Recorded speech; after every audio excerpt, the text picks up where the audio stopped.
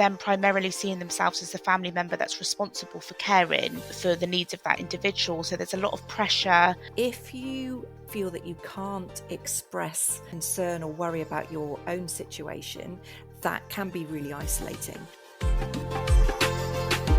Hi, welcome to Changing Suits. My name's Bal. And my name's Taj. On this week's episode, we wanted to discuss a bit more about what it takes to be a carer, because as we are a growing community, an ageing community, and there are a lot of disabilities in our community, we're in the place where we need carers to be available and understand what help is around them. So today we've got Swindon Carers Centre with us. We've got Susanna, who is the Chief Exec, and Monica, who is a Community Engagement Officer. So thank you very much, ladies, for joining us today. Thank you for having us. Thank you. Just a bit of an understanding. So what does Swindon Carers Centre do? So we are here to really help improve the well-being of people with caring responsibilities in and around Swindon. And we're trying to create a community where unpaid carers are recognised, valued and supported. And we offer a range of different support for carers of all ages, from 5, which is the youngest age that we take, right the way through to carers in their 90s. So we offer different services for young carers, for parent carers looking after perhaps a disabled child or a child with additional needs, and then for adult and older carers as well. What you've said, so the one thing that's just come up is the fact that you've got a carer that's 5 years old. Now, this is obviously a conversation we'll be having a bit later, so please do remind me, because I've got a memory like a sieve. The whole realm of caring, what does that actually entail? What does it mean, being a carer? Well, a carer is basically a person of any age who provides unpaid support to a family member, a friend or a neighbour who would otherwise be unable to manage without that support. And they might not be able to manage due to perhaps being elderly or having a physical or mental health condition, perhaps a learning disability or a drug or alcohol dependency, which could be diagnosed or undiagnosed. So we are here to support the carer rather than the person with the condition. Now, in the South Asian community, quite a lot of the community used to, more than now, live in joint families. And it would usually fall to the female in the family to be the carer. Monica, do you want to tell us a bit about why that happens in the community, why it falls on the female to do that? Yeah, so with the sort of project that I'm running with Swindon Carers, a lot of the work I'm doing is around supporting Asian carers in the community. And one of the things that has become sort of quite apparent to me is that it does fall predominantly to the female in an Asian family setup. And it's almost that kind of duty and responsibility to look after a loved one. And I think that's something that we've done for sort of generations in South Asian communities. I mean, I'm from a Punjabi background myself, and I've watched sort of my mother take care of my grandparents right up until the end of their life, actually, whilst managing a full-time job and raising 3 children. So, yeah, it's definitely something that has sort of been happening for generations, and it is generally the female of the house that responsibility falls to. Do you tend to find that is predominantly the case in all communities rather than singling out the South Asian community? So we do have more female carers than male, and that's something as well that we're very mindful of. And so we try to offer groups and activities and carers breaks, particularly focused on male carers, because we find that there are many men who are less likely to confide in somebody about the stresses and strains of having a caring role, and we've worked with other organisations in Swindon to try and find mechanisms of enabling men to be able to have those conversations. And, you know, even things like talking to barbers, for example. You know, sometimes it is easier to talk to somebody you've never met before in a very neutral environment, like going to have your hair cut, you know, and so some barbers in Swindon are trained to have conversations with people, not just for carers, but they're sort of, making every conversation count. Me and Bal are looking shocked at this. We're like, I what? didn't realise that.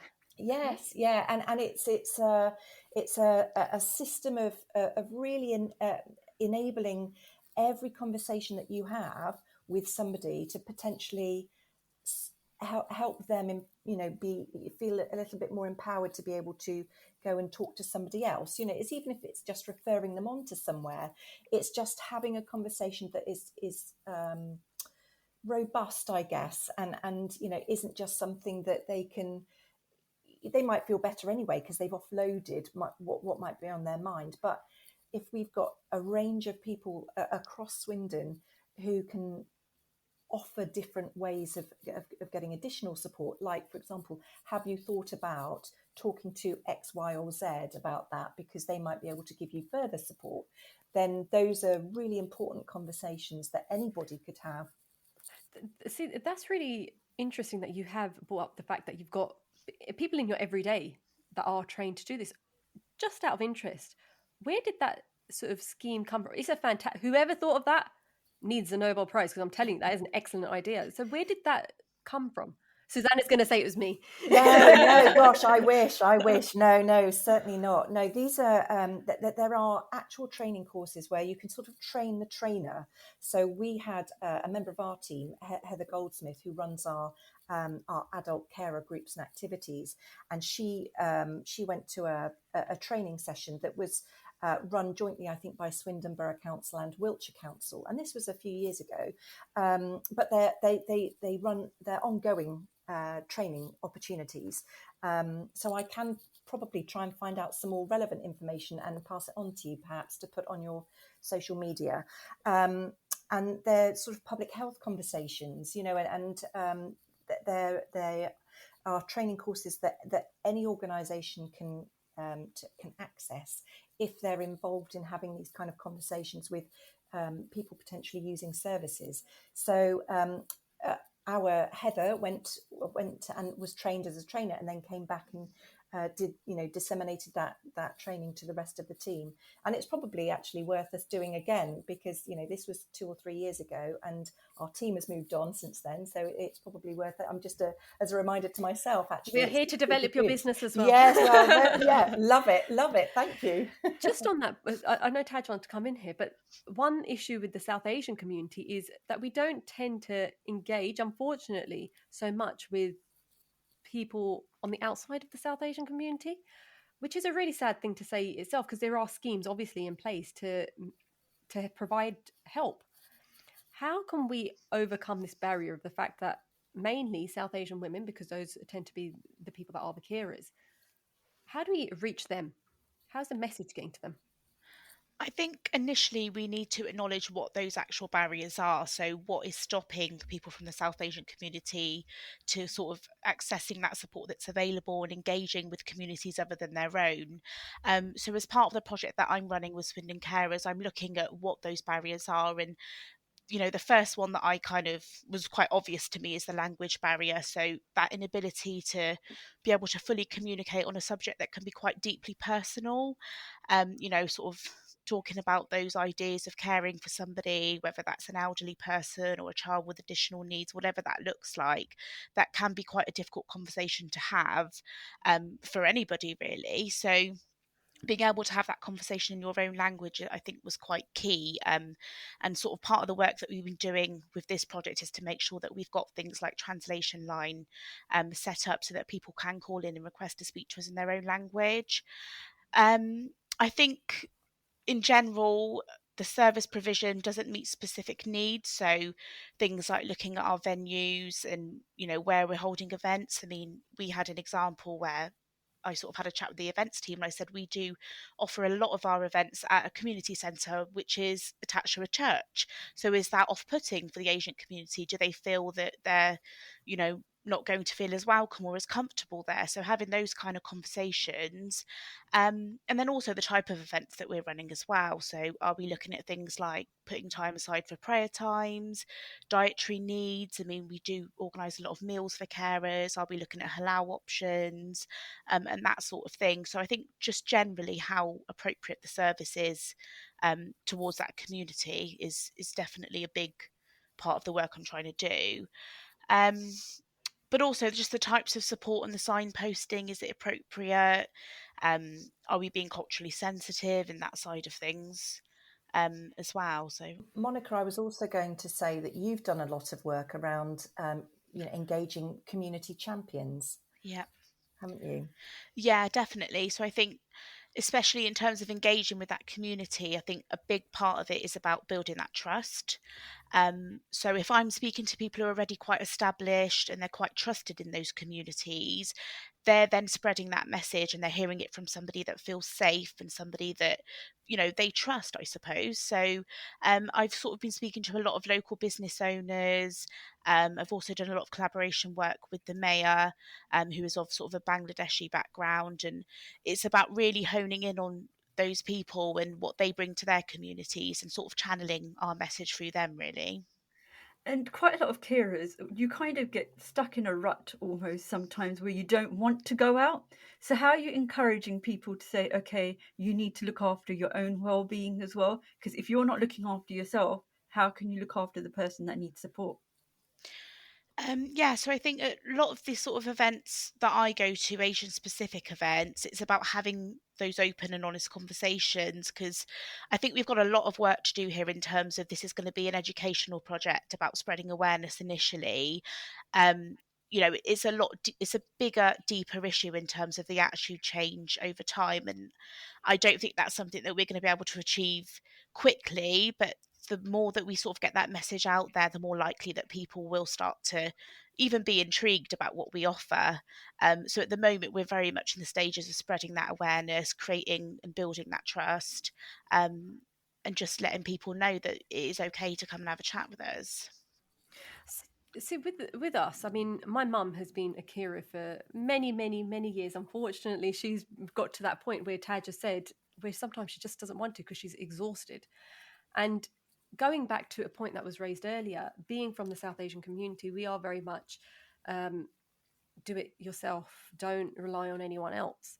Now, that's not always a bad thing, and it's fantastic, and I'm quite proud of the fact that we are quite self-sufficient. However, at what point would you say for a carer, let's stop, you do need to look after yourself? Because I think that is a tough thing. I'm just basing it on my mum's experience and seeing what we see with her. Wish that, Yeah. no, I need to do this. And I think there are a couple of things there. So I think it's also really important to acknowledge that not every carer necessarily has chosen to be a carer or wants to be a carer, and it is okay to say that. These are very tough roles, and they can have a big impact on somebody's life. So we work with carers that have perhaps had to give up a good career because of their caring role, or take part-time hours and potentially become financially disadvantaged because of their caring role. So it can be very tough and it can be very isolating. There are also carers that tell us it can be very rewarding and they've learned loads of new skills as well. Particularly our young carers often become very self-sufficient from a very young age, and learn a lot through their caring role too. So it's not all negative, but you're absolutely right. Everybody's situation is unique and different. So there isn't just one right way to suddenly say, I need help, I need further support. But what we would say as Swindon Carers Centre is, once you feel it's getting too much for you, come and talk to us, because we can support you, we can help, and we can offer some respite and breaks for you, and we can put you in touch with other professionals, depending on your caring role, who may be able to help. Whether then they might not be with Swindon Carer Centre, but they might be with other voluntary sector organisations, or with the council, or with AWP, or whoever it might be. So come and talk to us, because we're here to assess your needs. And every unpaid carer is entitled by law to have an assessment of their need. So at the very least, contact us. We can do that assessment with you, and that gives you options. It's up to you then whether you choose to take those options forward, but at least we can assess where you're at in your caring role. So our podcast goes out nationally. How, if people aren't living in Swindon, where do they contact to get their assessment done? So there are lots of carer organisations all across the country, and you will be able to find a list of those either through the Carers Trust website, and the Carers Trust is a national organisation of which we're a network partner, and actually Carers Trust has funded the project that Monica is leading on in terms of community engagement in Swindon. And there's also Carers UK, which is another national charity, and both of those organisations, which if you just stick in Google, they will come up. Both of those have a list. You can find where your nearest carer centre is. And what kind of support can be offered in this assessment? Well, it really is a conversation. So again, it's not a tick box exercise. It's about finding out from you what you need to support you in your caring role. And so it's quite organic. It's not something that we just say, right, this question one, question two, question three. It is a conversation, but we try to find out how many hours a week you might be caring. What are the particular challenges of your caring role? For example, we have some carers that might have to do manual lifting. Can we offer them training to support them with that, to do it in a way that doesn't impact their own health or put their back out? Do they need to have can we offer them a break away from the person that they care for? Sometimes that isn't possible. If you've got somebody who's looking after perhaps somebody with dementia or Alzheimer's, they don't necessarily want to have a break away from the person that they care for, but they would like to be able to access a break with the person, and we can offer that. And there are different schemes of funding that we can support with funding applications for, a carer support scheme in Swindon, or potentially offering respite away from their caring role, that we might be able to source funding for them to have paid care workers coming in to look after the person that they normally care for, so they might be able to get an hour or two away to go and do shopping or get their hair cut, or just go and sit somewhere and have a cup of coffee on their own, and get a little bit of headspace. So there are lots of different elements to that support. And we've got a range of information on our website, www.swindoncarers.org.uk, and that gives a range of information about all the different services that we offer, and ways of referring into our service, and other things that might be of use to you as a carer. For example, our emergency card scheme. So that helps put a plan in place for you as a carer in case something happens to you, so that there's a plan, clearly defined and agreed with you, that we can share to make sure that the person that you look after is supported while perhaps you might have to go into hospital, or have something happen to you.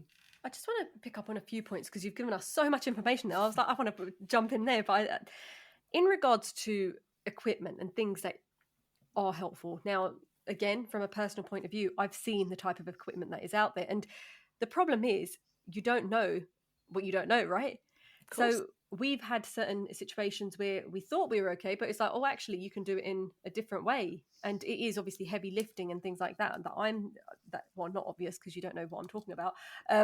But you don't realize what equipment is out there. Now, with the fact that we're well aware that funding is very hard to come by now, government, councils are finding it really tough. What impact is that having on carers getting access to equipment that they so desperately need?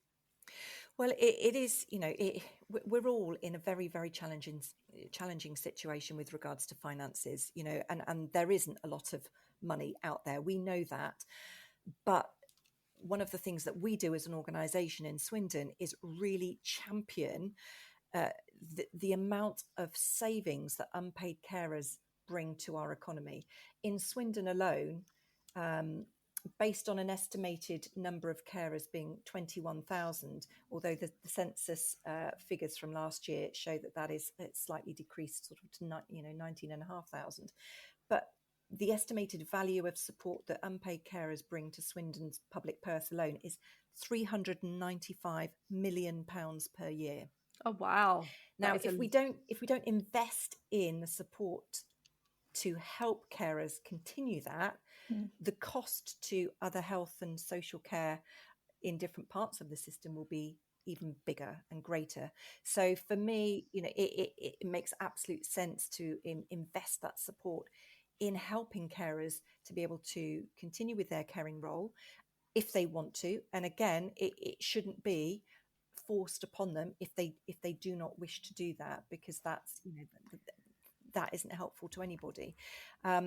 But investing in support for unpaid carers to be able to continue to do their role and make sure that it doesn't have a negative impact on their own health and well-being, then it saves money elsewhere in the system. That's such an important point that I hadn't even thought of. And you're right, it's such an important investment. Now, looking on the other side of it, being a carer, what are the mental health implications of being a carer? Well, it can be huge. It can also be positive. I do want to bring up the positive straight after this. Yeah. Well. So I don't want anybody to think that it's all doom and gloom, because it's not. And we have lots of carers that tell us that they meet, through the service that we offer and the groups and activities that we run, they meet people in a similar situation and they create lifelong friendships because of it. And sometimes we find that people, once they've received the support that they've needed at the time in their caring role through us, they meet other people in similar situations and set up their own peer support networks, and they don't necessarily need our services anymore. And that's also very positive. We don't want to be holding on to people as a service. We know that there are lots of people out there that we need to be supporting in different ways. And if we can support people to be able to move out of our service and help themselves, that's also really positive. So there are lots of positives in terms of mental health, but we do appreciate it can also be very isolating. And those carers that perhaps have had to give up certain aspects of their own personal lives or professional lives to be able to facilitate their caring role can be financially disadvantaged, which can create stress, and also isolated from their own friends and support networks, and that can be very stressful as well. So we have got a mental health carers group as well, because if you're looking after somebody with particular mental health needs themselves, that can be very challenging on your own mental health, as with any aspect of your caring role. So it's very complex, and again, it's there isn't one size fits all, because everybody's circumstance is unique, and we try very hard to make sure that our assessment of need and our carers conversations are very personalised, and the support that we offer is tailored to your needs at the time. And of course, those needs might also change. So we do reviews of the assessment, because people's caring roles develop, and sometimes they can improve as well, if the person they're looking after gets better. So it's very organic and dynamic. It's not just a fixed one and done. Monica, just in regards to the South, going back to the South Asian community, because that's what this podcast is about, do we look like in a generational thing? I feel like there's been a generation shift. So if we look back a few generations, we lived in a big family. So we lived with our grandparents, and we were used to going to appointments with them because there was a language barrier. We went through, they had dementia. We went through that journey with them. And that, I feel like, has had a positive impact. And here's the positive side of it. It's had, I feel like, a positive impact on us, because we've seen what it's like. They looked after us when we were younger. And this is something that I know from the Asian community is very much a brilliant thing, but sometimes it can be a negativity as we go forward. They looked after us when we were younger, so we feel the need to have to look after them when they are older. Are you finding, as generations are going on, that viewpoint is changing from what you're seeing? I think that it's really difficult to kind of balance that role of, again, being that carer and then trying to manage your own life as well. I mean, I've been speaking to one carer who she looks after her in-laws, but she does also work a full-time job working from home, and she said that one of the main struggles she has is that she feels so bad because she wants to be able to get up and cook them an Indian meal 3 times a day, but that's really hard to do while she's also juggling working full time. So there's a lot of guilt about not being able to kind of give back in a way. But I think a lot of it kind of boils down to them primarily seeing themselves as a family member that's responsible for caring for the needs of that individual. So there's a lot of pressure, whether that's through the family or community pressure, to undertake care of a loved one, almost without complaint, really. So I think that makes it a lot more difficult to reach out for support, because there is this level of expectation of, I've got to be the one to support my family members. We've done that for generations, and the famous saying, "What will others say?" I think that very much plays a part into I guess feeling bad about asking for support, or even being able to just juggle being a carer alongside other commitments.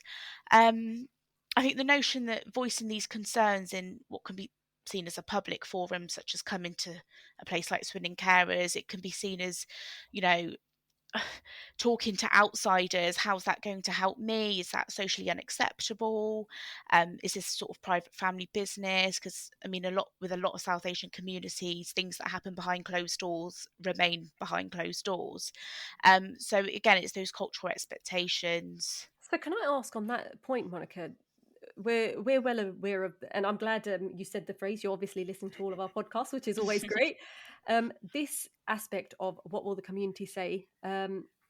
What is the impact that you're seeing on the mental health, the mental health impact on the people that are coming to you? The main sort of thing I'm seeing is a lot of isolation, to be honest. I'm seeing a lot of Asian carers who do keep all of their worries and their concerns to themselves. They're not going out and prioritizing their mental health. So it really comes down to, you're looking after somebody, but who's looking after you? And that sort of thing. So another one of my Asian carers who I speak to said there's not really a safe space that she can go to and, talk about how tiring or draining she might find it, or how difficult it is to manage the wider family's expectations around kind of caring for And someone. what are the expectations from the community and the wider family?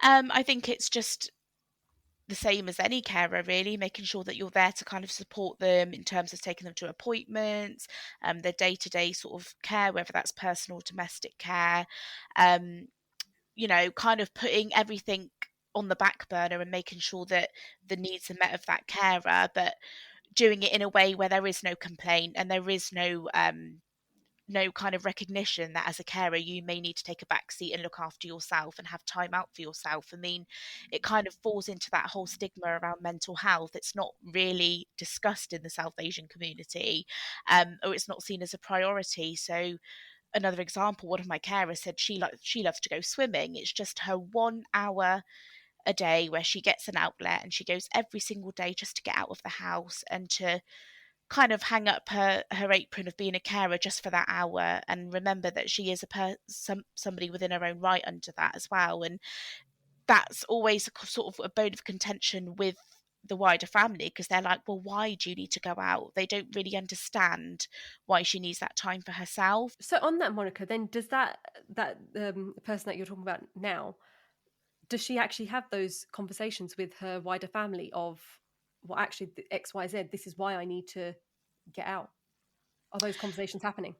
Yeah, those conversations are happening. I think she's met with a lot of resistance, and it is a bit of a battle for her to kind of get them to understand her perspective. So it's definitely an ongoing battle. And again, it goes into those changing attitudes and being able to, I guess, be open and honest about what she needs as an individual to be able to care for her loved one. So yeah, I think those conversations are definitely happening, but I think we've got a way to go yet in terms of changing attitudes over time. And What why do you? is it always, sorry, Bal and me are fighting for this part. I'm like, no, why, what? why does it always fall to the daughter-in-law to look after the in-laws? Because that happens quite a lot. Why does that Um, happen?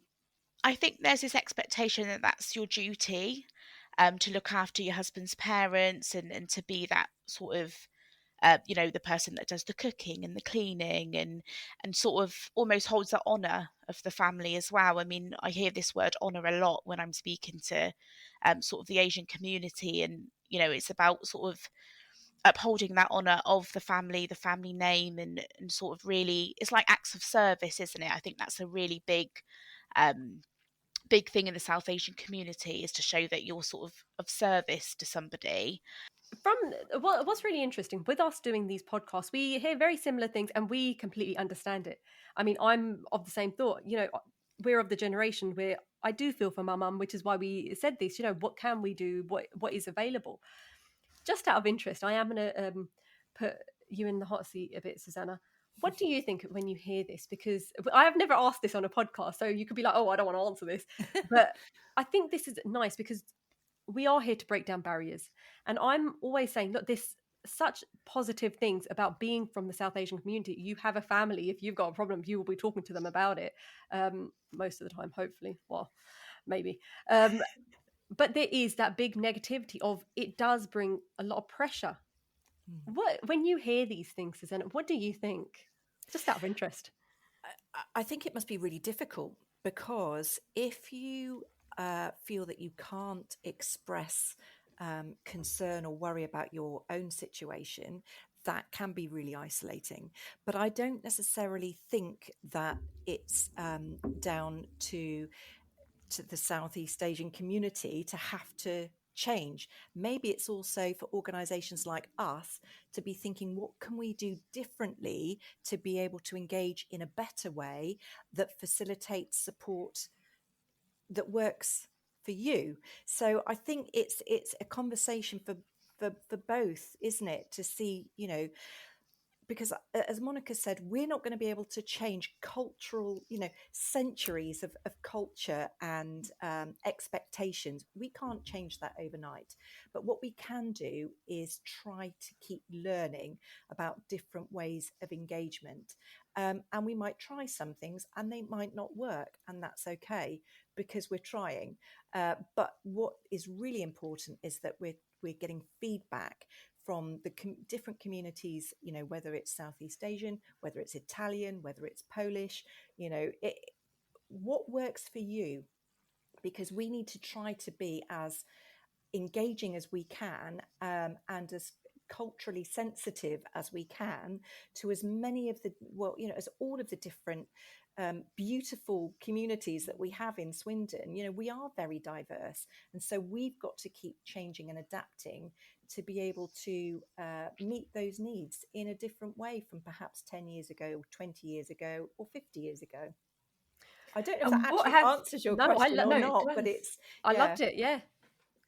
and what have you done and tried to get the South Asian community to engage? That's exactly what I was about to ask, Taj. Whatever, Bal. So I think for me, when I initially started the project, I had so many ideas and I was bursting with enthusiasm of all the things I'm going to do. But I think I had a bit of a reality hit, because I realised actually I need to start right at the core of this, which is, again, going back to that kind of educational side of it. So spreading that awareness. And I found that with a lot of the communities, I could sit there and put on an event, but they just wouldn't attend. So it took for me to go out in the community, get out there in the field, find out where people are gathering and meeting, and sort of going to them, if you like. Again, to sort of encourage those communities to build that trust, and to sort of open up. And that has taken a while. We've been able to do some sort of quick sort of turnaround changes in terms of like the service that we provide. So like I said earlier, we've got now language line in place, so people can call up and request to speak in a certain language with us, so it just helps open that communication. I've done a lot of work with the comms team around sort of inclusivity on our images that we use, what our website looks like.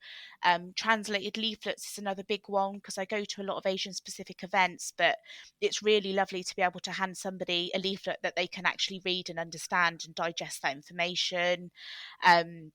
So yeah, it is the small changes, and then working on those bigger changes, which I think is going to take some time, but we're definitely making some headway. So what were those blue sky thinking changes that you were looking when you first got in and said, I want to do this? What were you looking to do? Oh, I wanted to sort of run loads of different groups and, get loads of different gatherings. And then I was very humbled when I tried to put my first sort of Asian carers forum together, and nobody turned up. So again, I think it's just stripping it right back and being realistic about what I'm trying to achieve, as well. And also for me, it's what can we do to enable that voice from all aspects of the community. So one of the things that I know Monica's discussed with members of the team is that we don't want to just have specific support for Southeast Asian that is not inclusive because it's separate from the rest of the organization. We want to try, and we're spending a lot of time thinking about how we're doing this across our organization to enable it to be truly inclusive, and that is a process for us. We're not there yet. We're continually learning about what we need to be doing differently, whether it's looking at how we are marketing ourselves and the language that we're using in that, how we're recruiting, how we're engaging in lots of different ways. And it is really difficult because we want to try and be as responsive as possible, but we're limited with our resource. But what we're trying to do is use the data that we collect and gather to inform our service. And that's one of the reasons we were able to secure funding for Monica's role, particularly because we could see from our data that we were underrepresented in the Asian communities. So that's really helpful for us to be able to use the data that we collect in a very positive way to enable us to source funding for particular projects. Can I just say, I mean, I'm going to add some two positives here. Firstly, I commend you as an organisation because we do talk to a lot of service providers and organisations going through exactly what you've said. Look, there's not enough funding out there. We want to be inclusive, which is something as our organisation has seen. People do want to be inclusive, which is fantastic to see. However, the strides you're making, I don't know if you realise, I'm seeing it as fantastic because there's certain things that you've said. It's like, well, yeah, they're no-brainers, aren't they? But some unfortunately organisations haven't got to that stage yet. So firstly, that's the first thing I want to say. So well done. Thank you. The other thing, going back to the subject, because I don't want to be too positive to you, is the fact that carers are, and I've said it to one of my friends who is a carer, they are literally saints on earth, and they genuinely are. Do you think the carers that you talk to realise that?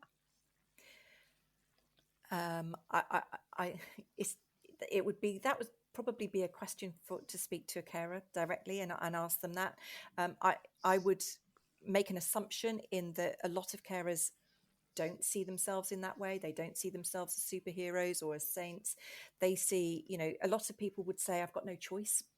It's just what I have to do. And others who have perhaps chosen to take on more of a caring role do it because they love the person that they're looking after, or they're lifelong friends, and they do it willingly. But you're right, it is incredible the amount of work that goes into being a carer, and it is a lot of the time putting your own needs second or third or fourth, because of course we need to recognize that some carers are looking after more than one person. They might be looking after three or four of a range of different ages, and different needs as well, and that can be also very complex. One thing that sprang to my mind earlier was when you said if carers decide they don't want to be carers. Now, in the South Asian community, well, in the whole community, shall I say, there are care homes. But specifically to the South Asian community, Monica, what are you hearing on your journeys? What are people saying about whether they wanted to put loved ones in care homes? I think, again, it goes back to, quite simply, it's just not something that people do from those communities. It's not, it's not it's just not really an option, to be totally honest with you. I think a lot of the carers that I've spoke to would say that, they wouldn't put their sort of parents or elderly sort of loved ones in a care home because they've sort of cared for us over time, so we want to be able to give that back. And it's just not something that we do with our sort of generations of families. I mean, I know in a lot of South Asian communities, people tend to all live under sort of one roof in one home right up until the end of their lives. And going back to my sort of personal experience, that's exactly what I experienced. My grandparents lived with us right up until the end of their life, and just the thought of putting them in a care home it just would never have happened in our sort of community. It's not our culture, it's not how we've sort of been raised to do that. And that's not to say that it's not okay to do that, but it's just not something that's seen sort of very often, to be honest. I think that section should have been a bit earlier before I did commend you once again for how brilliant you are doing. And to all the carers out there, I think all of us know a carer that is doing 110% every single day.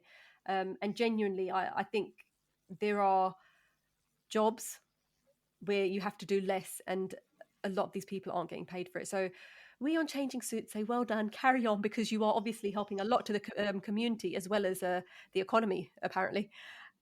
Just as we wrap up, firstly, thank you for both being here. But what would you advise to a carer that is listening that hasn't used your service or service like yours?